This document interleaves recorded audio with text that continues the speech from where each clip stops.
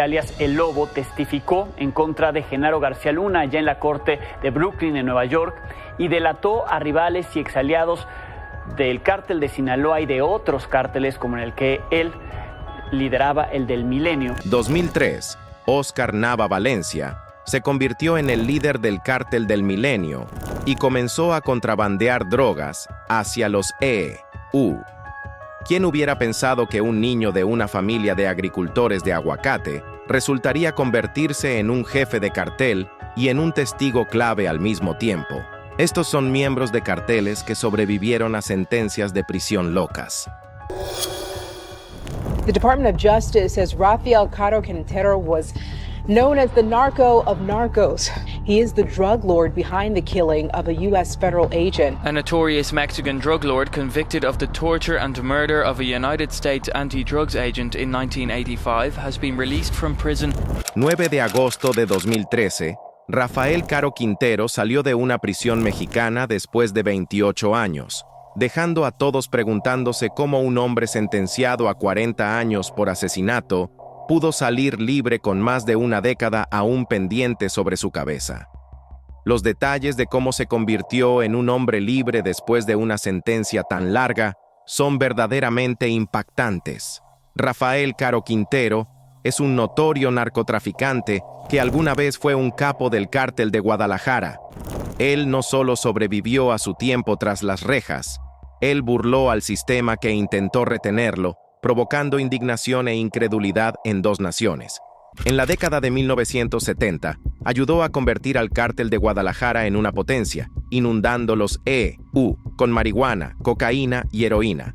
Era un pez gordo, despiadado, rico e intocable, hasta 1985. Ese año cruzó una línea que lo perseguiría. Se le vinculó con el secuestro, la tortura y el asesinato del agente de la DEA Enrique Kiki Camarena, y las consecuencias que siguieron fueron masivas. Los EU presionaron fuertemente por su arresto, lo que finalmente hizo que México lo arrestara en Costa Rica, arrastrándolo de regreso para enfrentar la justicia. Un tribunal mexicano lo golpeó con una sentencia de 40 años por el asesinato, y parecía el final del camino para el narco de narcos. Pero la prisión no lo quebró. Mientras estaba encerrado, el cártel de Guadalajara se fragmentó, dando lugar a grupos como el cártel de Sinaloa, y la influencia de Caro Quintero perduró. Algunos dicen que siguió dirigiendo las cosas a través de familiares, lavando millones a través de negocios de apariencia legítima como gasolineras y bienes raíces.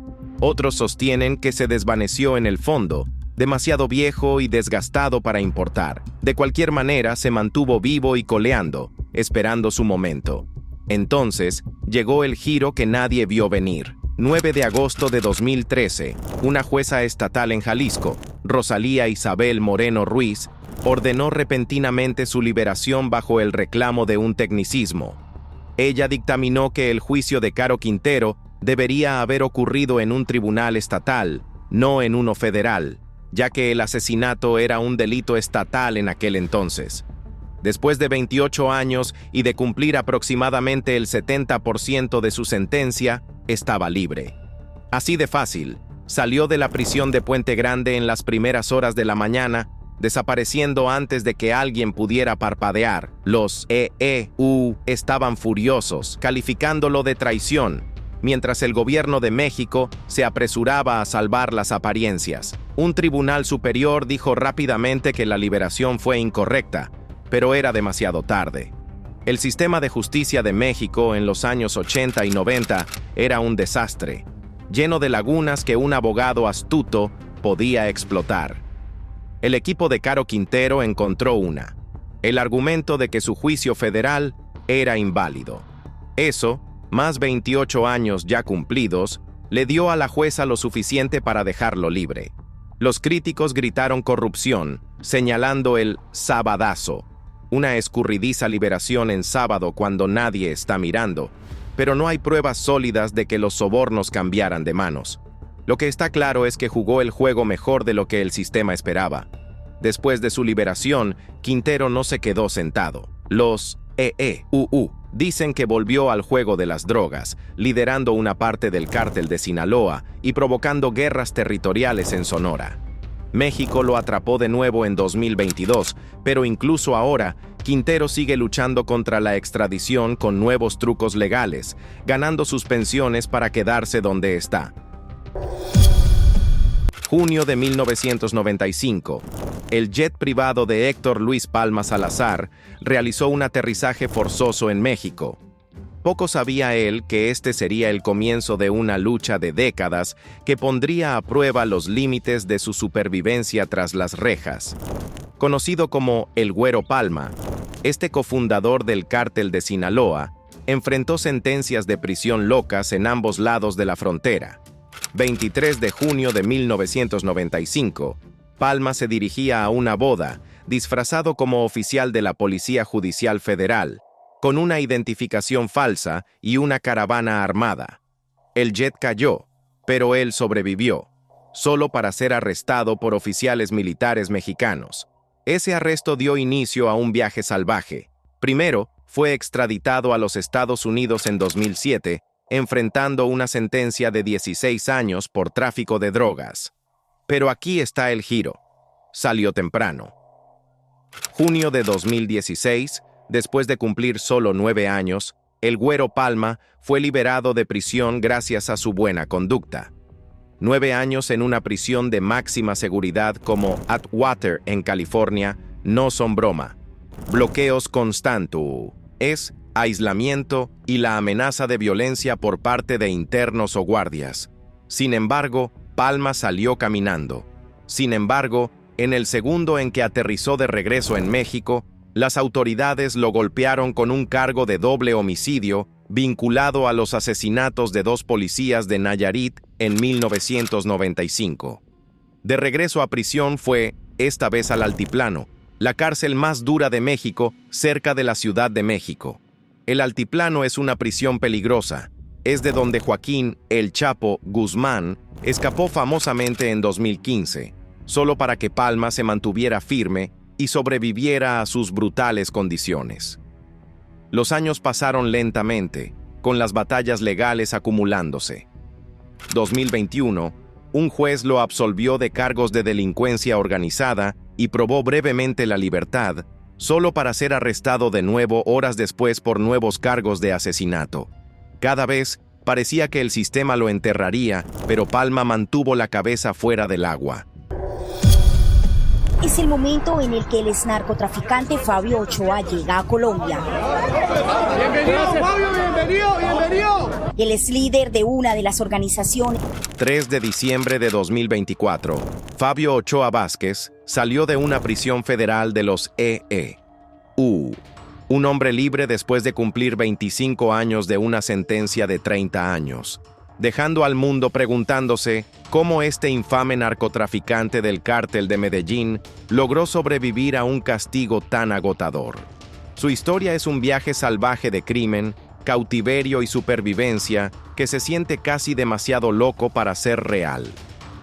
Fabio Ochoa Vázquez no empezó precisamente su vida en las calles, pero a finales de la década de 1970, estaba sumergido hasta el cuello en el tráfico de drogas, dirigiendo un centro de distribución de cocaína en Miami para el cártel de Medellín junto a sus hermanos, Jorge Luis y Juan David, y su notorio jefe, Pablo Escobar.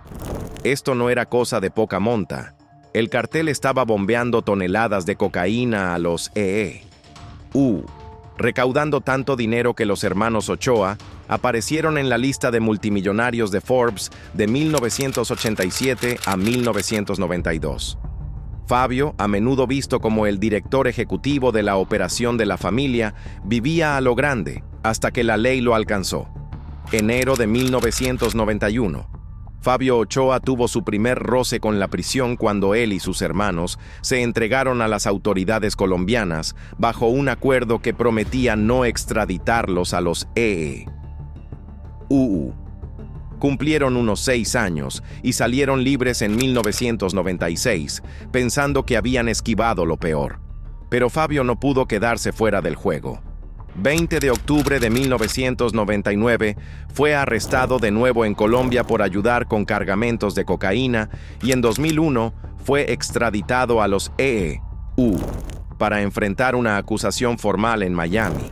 Más de otros 40 fueron atrapados en esa redada, pero Fabio se destacó, se negó a llegar a un acuerdo y se arriesgó en el juicio. Esa apuesta le valió una sentencia de 30 años en 2003 por tráfico, conspiración y distribución. Curiosamente, Fabio no cumplió los 30 años completos. La buena conducta le restó suficiente tiempo para salir después de 25 años, una hazaña que es rara para alguien con su historial criminal. El 3 de diciembre de 2024 marcó el final de ese tramo, y a los 67 años dio un paso hacia la libertad, siendo entregado al Servicio de Inmigración y Control de Aduanas de los EU para su deportación de regreso a Colombia. 23 de agosto de 2021, Eduardo Arellano Félix bajó de un avión en México, un hombre libre después de años tras las rejas en los EU. Pero lo que sucedió después sorprendería incluso al miembro del cartel más curtido, el Dr.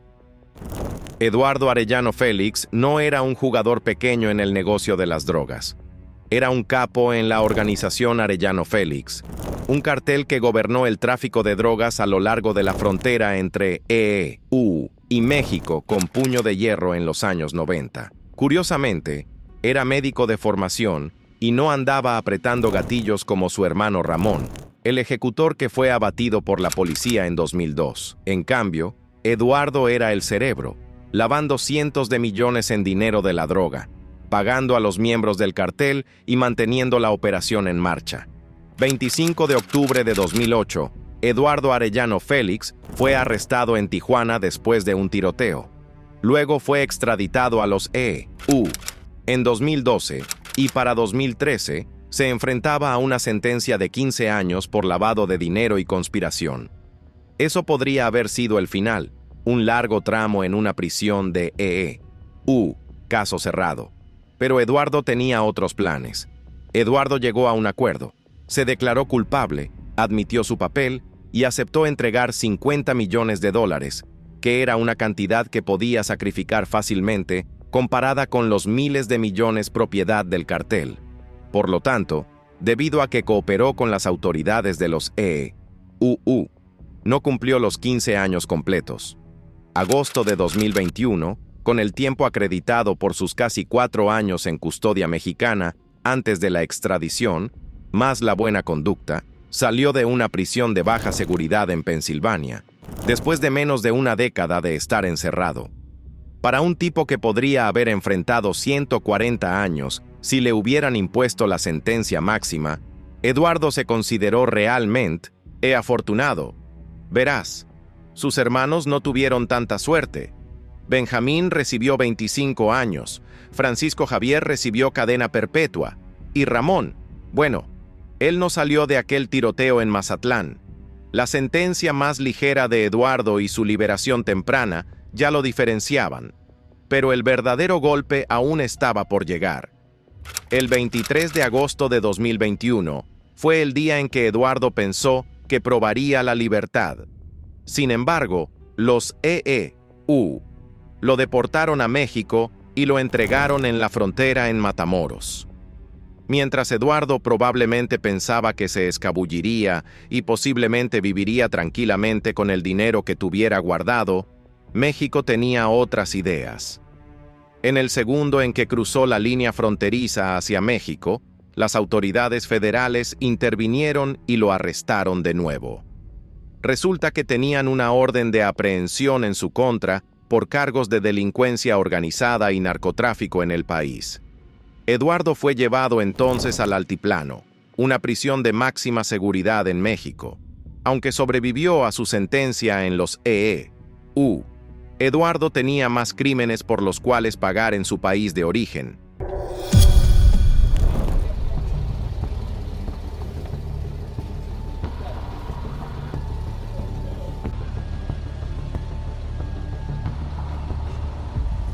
...26 de agosto de 2014... John Popeye Vázquez fue liberado de prisión, dejando a todos preguntándose cómo un notorio sicario vinculado a más de 3,000 muertes simplemente podía volver al mundo.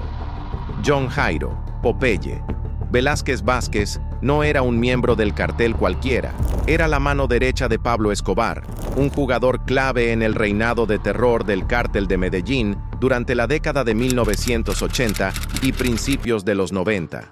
Confesó haber matado personalmente a 300 personas y haber orquestado los asesinatos de miles más, incluyendo el asesinato del candidato presidencial Luis Carlos Galán en 1989. Su historial criminal incluía terrorismo, narcotráfico, extorsión e incluso el atentado al vuelo 203 de Avianca, que cobró 110 vidas. 1992 se entregó a las autoridades colombianas, enfrentando una sentencia de 30 años, el máximo bajo las leyes del país, ya que las cadenas perpetuas y la pena de muerte no existían allí. Pero aquí es donde se pone interesante. No cumplió los 30 años completos. Después de 23 años y 3 meses, salió en libertad condicional. Su liberación sorprendió a las familias de las víctimas y provocó indignación en toda Colombia. Verás, Velázquez jugó con el sistema como un profesional. La ley colombiana permite reducciones de sentencia por buena conducta, trabajo y estudio, y él lo aprovechó al máximo. Mientras estaba encerrado, estudió, cooperó con las autoridades en casos de alto perfil, como testificar contra un exministro de Justicia vinculado al asesinato de Galán, y se mantuvo fuera de problemas, al menos para los estándares de la prisión. El 26 de agosto de 2014 marcó la recompensa. Habiendo cumplido las 3/5 partes de su sentencia, Velázquez calificó para la libertad condicional. Pero no fue un camino fácil. Su tiempo dentro incluyó enfrentamientos armados en la prisión La Modelo en 2000 y 2001. Afuera, su historia se volvió aún más salvaje. Velázquez se reinventó. Lanzó un canal de YouTube titulado Popeye Arrepentido. Luego ganó más de 1 millón de suscriptores mientras despotricaba sobre política, cuentos de la mafia e incluso un narcocorrido sobre su vida. Eso no es todo. Aunque muchos dudaban de su sinceridad, Velázquez también escribió una memoria titulada Sobreviviendo a Pablo Escobar, donde reveló secretos y reclamó redención. Sin embargo, la controversia lo siguió rápido. 2016, fue captado en video disparando un arma en las calles de Medellín. Luego, en 2018, volvió a la cárcel por extorsión y fue acusado de chantajear a antiguos socios de Escobar. 8 de enero de 2020, Velázquez fue diagnosticado con cáncer de esófago terminal y murió a los 57 años el 6 de febrero de 2020 en Bogotá. Mexico is claiming another victory in its drug war. The fugitive known as the Barbie is under arrest. Noviembre de 2022, Edgar Valdés Villarreal, conocido como la Barbie, desapareció misteriosamente de la base de datos del Buró de Prisiones de los EEU, provocando especulaciones salvajes sobre cómo un capo de cartel sentenciado a 49 años pudo escabullirse de la custodia. La historia de Edgar Valdés Villarreal comienza en Laredo, Texas, como un chico normal de ojos azules y talento para el fútbol.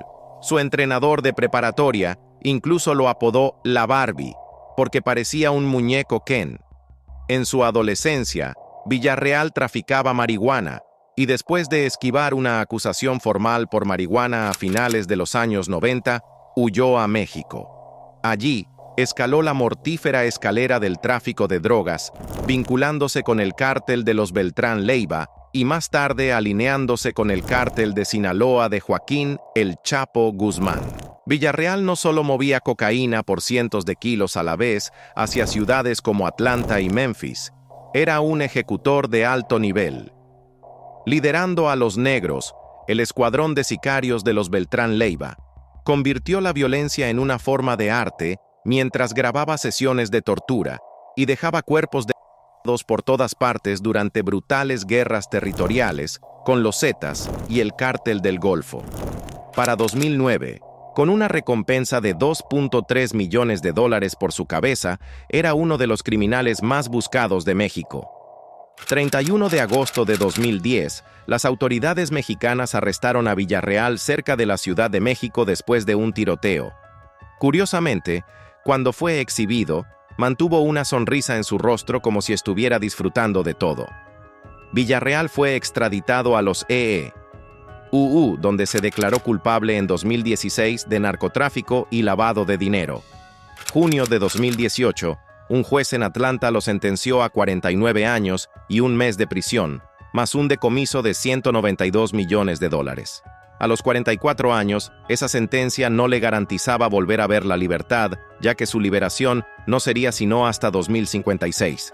Villarreal aterrizó en USP Coleman II, una prisión de máxima seguridad en Florida, y luego fue extraditado para continuar su sentencia en México. Aunque esto debería haber sido el final de todo, había más en su historia. Noviembre de 2022, el nombre de Villarreal desapareció de la lista en línea del Buró de Prisiones, figurando como no bajo custodia del BOP, después de apenas 4 años en la cárcel. No estaba claro qué le había sucedido, y muchos se preguntaron si se había escapado como una de las legendarias fugas de prisión de El Chapo. El presidente mexicano, Andrés Manuel López Obrador, exigió respuestas. El BOP hizo el asunto aún más confuso. Declararon que los reclusos pueden estar fuera de custodia para audiencias judiciales, razones médicas u otras razones, pero no ofrecieron detalles específicos. Nadie creyó las excusas del BOP, ya que los reclusos no pueden simplemente desaparecer para un chequeo. Entonces empezaron a correr rumores de que Villarreal probablemente había llegado a un acuerdo para convertirse en informante y así restar años a su sentencia. Pero entonces, aquí es donde todo se pone interesante. Villarreal no era nuevo en el soplaje. En 2010, mientras aún estaba bajo custodia mexicana, acusó a altos funcionarios, incluido el ex jefe de seguridad, Genaro García Luna, de aceptar sobornos del cartel. Esta revelación llevó más tarde al arresto de García Luna en 2019 en Texas. Algunos también afirmaron que alertó a las autoridades de los EE.UU sobre su antiguo jefe, Arturo Beltrán Leiva, y que eso llevó a la muerte del capo a manos de marinos mexicanos en 2009. Al mismo tiempo, la gente también especuló que cooperar con las autoridades podría haber sido la razón de su sentencia menor de solo 49 años. Aunque la sentencia parecía justificada, es más ligera que las cadenas perpetuas impuestas a colegas como El Chapo. Por lo tanto, la desaparición de su nombre de la lista del BOP podría haber sido la recompensa, una liberación silenciosa o transferencia a protección de testigos con su identidad borrada por seguridad. Cárdenas Guillén, ex líder del Cártel del Golfo, llegó a un acuerdo con las autoridades estadounidenses. 2003, Osiel Cárdenas fue arrestado tras un tiroteo con el ejército mexicano y fue extraditado a los EE.UU. Aunque se le impuso una larga condena de cárcel, nadie esperaba lo que sucedió después. Osiel Cárdenas Guillén no era un miembro del cartel cualquiera. Era el capo del Cártel del Golfo y el cerebro detrás de Como los Zetas, un grupo de exsoldados de fuerzas especiales convertidos en sicarios, se separaron del Cártel del Golfo. Los Zetas son ahora considerados la banda de sicarios más sanguinaria que México haya conocido jamás. De hecho, Guillén fue apodado el Mata Amigos, después de supuestamente asesinar a un rival para tomar el poder. Capturado en 2003 tras un tiroteo en Matamoros, Guillén fue extraditado a los EE.UU 4 años después. Luego, en 2010, recibió una sentencia de 25 años por narcotráfico, lavado de dinero y amenazas a agentes federales, así como delitos relacionados con el traslado de toneladas de drogas y millones de dólares a través de las fronteras. Guillén fue encarcelado primero en ADX Florence, donde fue aislado de interactuar con otros prisioneros. Luego fue trasladado a USP Florence High y finalmente a USP Terre Haute. Curiosamente, Guillén no cumplió el tramo completo. 30 de agosto de 2024, después de unos 17 años tras las rejas, incluyendo el tiempo en México antes de la extradición, salió. Fue entregado al Servicio de Inmigración y Control de Aduanas de los EE.UU y luego deportado a México. Aunque nadie sabe con certeza por qué Guillén no cumplió toda su condena, por un lado, el sistema de los EE-UU. A veces resta años por buena conducta o cooperación. Algunos también dicen que podría haber intercambiado secretos sobre las operaciones de su cartel por una carga más ligera. Aparte de esto, casi $30 millones de sus activos se dividieron entre las fuerzas del orden de Texas, lo que sugiere un acuerdo. Sin embargo, la libertad de Guillén no duró mucho. 16 de diciembre de 2024, fue entregado a las autoridades mexicanas en la frontera de Tijuana, donde ahora enfrenta cargos que podrían sumar hasta 730 años. Guillén está ahora encerrado en la prisión del Altiplano de México, donde todavía es una leyenda a los 57. Además, dado que supuestamente mantuvo funcionando el Cártel del Golfo mientras estaba en prisión en los EE-UU, escribiendo órdenes en notas pasadas a través de abogados y guardias, se cree que sigue haciendo lo mismo. Desde su captura en abril de 1989, ha pasado 32 años preso. ¿Cómo está su salud? Mi salud es pésima. Mi familia está haciendo un hoyo para yo ser enterrado en un árbol. 8 de abril de 1989, Miguel Ángel Félix Gallardo, el infame El Jefe de Jefes, fue arrestado en su bata de baño y fue sentenciado a más de 70 años de prisión. Debido a su edad, todos pensaron que Gallardo moriría en la cárcel hasta que realizó una maniobra que sorprendió a todos. Nacido el 8 de enero de 1946 en un rancho en Bellavista, Sinaloa, Félix Gallardo se graduó de la preparatoria y estudió administración en la universidad. Sin embargo, poco después de su graduación, comenzó a trabajar para narcotraficantes, ayudándolos a sobornar a funcionarios estatales.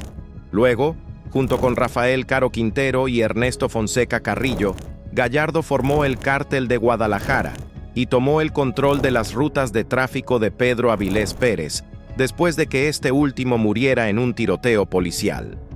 8 de abril de 1989, Miguel Ángel Félix Gallardo fue arrestado por orquestar el asesinato del agente de la DEA, Enrique Kiki Camarena, y fue sentenciado a 40 años de prisión. Además de esto, más tarde recibió otro término de 37 años en 2017, después de un nuevo juicio. Con 43 años cuando entró, significaba que no saldría hasta tener más de 100 años. Y eso sí tenía la suerte de estar vivo para entonces. Esto era porque, según el propio Gallardo, su salud no era muy buena. Estaba ciego de un ojo, sordo de un oído, y se había sometido a 8 cirugías de hernia. De hecho, también tenía un problema con uno de sus brazos tras una caída fatal. No obstante, mientras estaba encarcelado en la prisión de máxima seguridad del Altiplano, Gallardo mantuvo viva su influencia, supuestamente dirigiendo su cártel de Guadalajara a través de teléfonos móviles en los primeros años. También se adaptó a sus circunstancias actuales, dividiendo su imperio entre lugartenientes de confianza, como los hermanos Arellano Félix y Joaquín El Chapo Guzmán, antes de que una seguridad más estricta cortara sus hilos en 1993. La falta de control de Gallardo sobre los otros capos de la droga resultó entonces en la división del Cártel de Guadalajara, en lo que hoy se conoce como los cárteles de Sinaloa, Tijuana, Juárez y Pacífico Sur. Marzo de 2013. Como resultado del empeoramiento de su salud, Gallardo comenzó a apelar para que su sentencia fuera conmutada a un arresto domiciliario en su cumpleaños número 70 en 2016. Verás, aparte de sus problemas de salud, Gallardo estaba confinado a una celda pequeña de la que no se le permitía salir, ni siquiera para usar el área recreativa. Sin embargo, su petición fue rechazada varias veces con el argumento de que no había pruebas suficientes para demostrar que sus problemas de salud estaban poniendo en riesgo su vida. 12 de septiembre de 2022, un juez finalmente falló a su favor. En este momento, Gallardo ya estaba confinado a una silla de ruedas y había cumplido 33 años de los 40 originales, lo que significaba que aún le quedaban 44 años por delante. Aunque ser puesto en arresto domiciliario a los 76 años no es libertad, para Gallardo, quien inicialmente se enfrentaba a décadas en las peores prisiones de México, fue una victoria que solo unos pocos podrían haber logrado. De hecho, con sus complicados problemas de salud, salir vivo después del tiempo que pasó tras las rejas fue un shock para muchos. Alias El Lobo, testificó en contra de Genaro García Luna allá en la corte de Brooklyn, en Nueva York, y delató a rivales y exaliados del cártel de Sinaloa y de otros cárteles como en el que él lideraba, el del Milenio. Febrero de 2023, Óscar Nava Valencia testificó contra el ex jefe de seguridad de México, Genaro García Luna. Sin que nadie lo supiera, Valencia solo estaba tratando de jugar con el sistema de justicia, ya que tenía otros planes. Óscar Nava Valencia venía de un origen humilde, con su familia siendo agricultores de aguacate de Tamaulipas.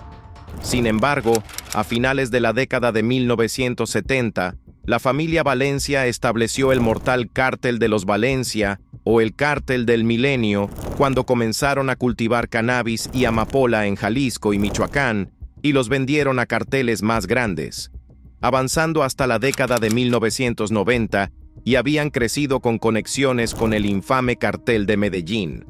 2003, Valencia, junto con otros parientes cercanos, se convirtió en el líder del Cártel del Milenio tras el arresto de su tío Armando Valencia Cornelio. Por esta época, el grupo se había expandido tanto que enviaban cocaína desde Centro y Sudamérica a través de México hacia los EU.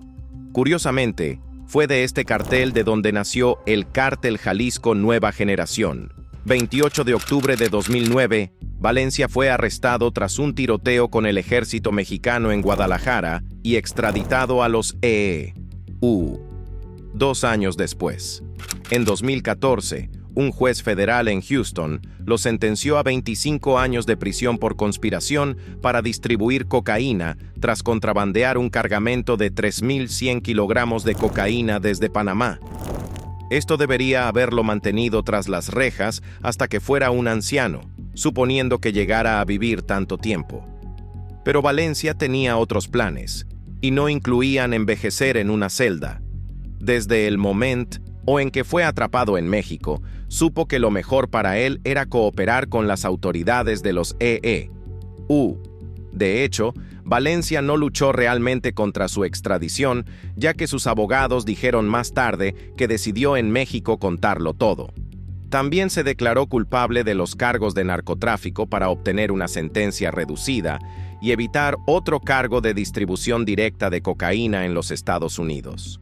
Valencia pronto se convirtió en un testigo clave, revelando trapos sucios de antiguos aliados y enemigos por igual. Febrero de 2023 fue su momento más importante durante el juicio de Genaro García Luna, el ex jefe de seguridad de México.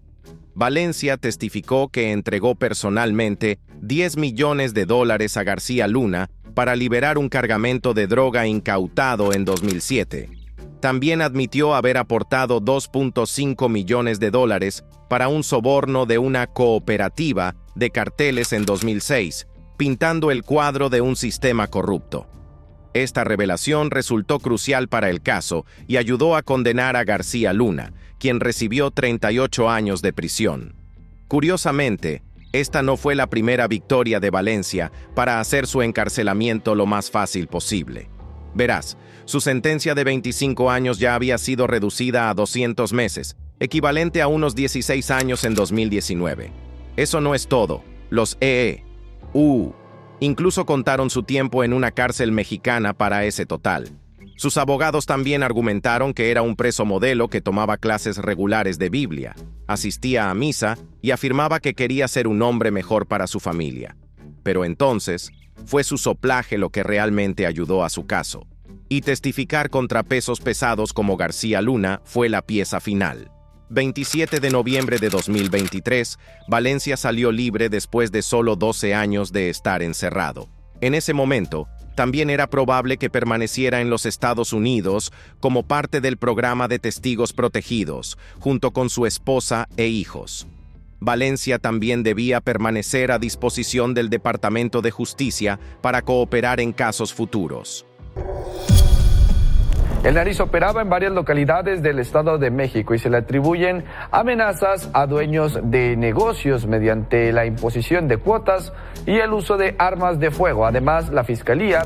7 de enero de 2024, Mario Hidalgo Argüello, un notorio miembro del cártel de Sinaloa conocido como El Nariz, fue entregado a las autoridades mexicanas.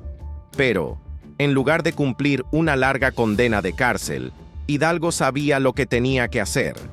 Mario Hidalgo Argüello era un mandadero de confianza para Joaquín El Chapo Guzmán, el infame capo del cártel de Sinaloa.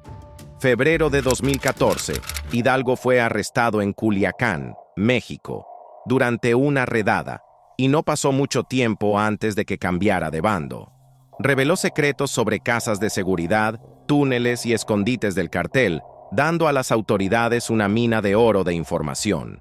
De hecho, Hidalgo desempeñó un papel crucial en el arresto del Chapo, ya que guió a los marinos mexicanos y a un agente de drogas de los EEU a la casa de seguridad donde se escondía el capo, pero este escapó por poco a través de un túnel bajo una bañera. Y, menos de una semana después, el Chapo fue arrestado con éxito. Octubre de 2020, Hidalgo fue extraditado a los EEU para enfrentar cargos por el tráfico de 6 toneladas de marihuana en un yate hacia San Diego en 2012. Se declaró culpable y en diciembre de 2021, un juez del sur de California le impuso una sentencia de 7 años en lugar del término mínimo obligatorio de 10 años gracias a su cooperación. Aunque para muchos la sentencia fue considerada una injusticia, se esperaba que Hidalgo al menos completara su condena. A los 46 años, Hidalgo se enfrentaba a estar encerrado al menos hasta 2028, asumiendo que la buena conducta pudiera restar un poco de tiempo. Pero aquí es donde se pone salvaje. Solo cumplió 3 años antes de salir de prisión y estar bajo custodia de ICE, listo para ser enviado de regreso a México. 7 de enero de 2024, ICE lo entregó a las autoridades mexicanas en la frontera. Oficialmente, había completado su período de prisión en los EEU, o al menos lo suficiente para satisfacer al sistema. Cómo sucedió esto siguió siendo un shock para todos. Una posibilidad que se especula es el crédito por el tiempo cumplido. Hidalgo había estado bajo custodia desde su arresto en 2014 en México, y mientras esperaba la extradición hasta 2020, podría haber acumulado años que contaron para su sentencia en los EEU. El sistema de justicia de los EEU a veces acredita la detención preventiva, especialmente en casos de extradición, si el acusado estuvo retenido por cargos relacionados. Aparte de esto, la rápida liberación de Hidalgo también sugirió un acuerdo. Su historial de cooperación después de su arresto en 2014 sugería que sabía cómo manejarse con el sistema de justicia.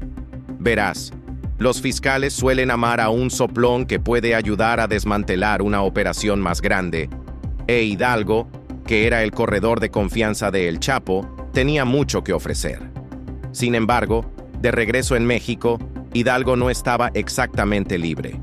Según ICE, existía la posibilidad de que enfrentara procesos penales adicionales en México, lo que significaba que sobrevivir a su sentencia en los EEU no borraba su pasado. Como resultado, México todavía podría golpearlo con cargos vinculados a sus días en Sinaloa, que incluían narcotráfico, tal vez incluso violencia.